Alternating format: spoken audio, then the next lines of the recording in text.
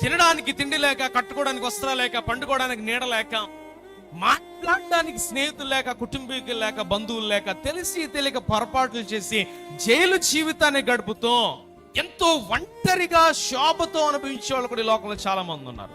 వారు బ్రతుకు పోరాటం చేసేవాళ్ళు చాలా మంది. ఈ రోజున అనారోగ్యముతో అనేక ఇబ్బందులు కులమకుండా వెళ్ళి హాస్పిటల్ బెడ్ మీద బ్రతికితే చాలు అనుకునే వాళ్ళు కూడా చాలా మంది ఉన్నారు. కానీ దేవుడు నీకు అన్ని ఇచ్చాడు.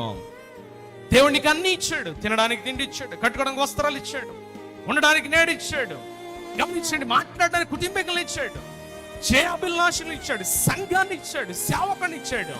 Are you really thankful to the lord my dear friend? దేవునికి నిజంగా కృతజ్ఞతను కలిగి ఉన్నావా? దేవుడిచ్చిన ఈ గొప్ప భాగ్యాన్ని బట్టి నువ్వు ప్రభువును స్తుతిస్తా ఉన్నావా? ఇదిగో నువ్వు ఈ బ్రతుకుతున్న ఈ బ్రతుకు అనేకులకు కళ, అది మర్చిపో. నీకు ఇలా బ్రతికితే బాగుండే, నా భోజనం చేస్తే బాగుండే, నా కట్టుకోవడానికి బట్టలు ఉంటే బాగుండు, ఉండడానికి ఒక నీడుంటే బాగుండు, మాట్లాడడానికి నాకంటూ ఎవరుంటే బాగుండు అనుకున్న వాళ్ళు ఈ లోకంలో చాలా మంది ఉన్నారు. దేవుడు నీకు అన్ని ఇచ్చాడు. దేవునికి నీవు కృతజ్ఞత కలిగి బ్రతుకుతున్నావా? Are you really thankful to the lord my dear friend? దేవునికి హృదయపూర్వకంగా, దేవా నువ్విచ్చిన ఈ బ్రతుకును బట్టి, నువ్విచ్చిన రక్షణను బట్టి, నువ్విచ్చిన సమస్తమైన ఈవెలను బట్టి నీకు స్తోత్రాలు తండ్రి. అయ్యా నువ్వు చేసిన ఏ మేలును కూడా నేను మర్చిపోనయ్యా.